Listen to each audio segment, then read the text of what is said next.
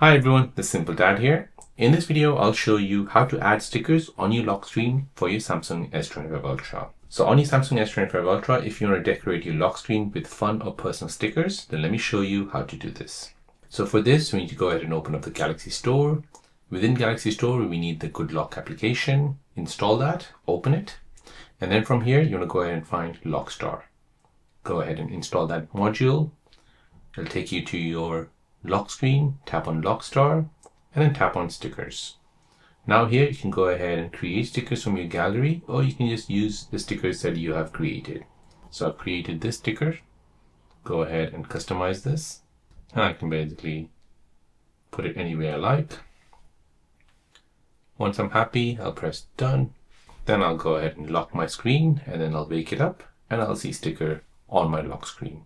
So this basically adds personality to your phone. It's great for quick personalization without full themes, and it makes your device feel more you. So there you go guys, that is how to add stickers on your lock screen for your Samsung S25 Ultra.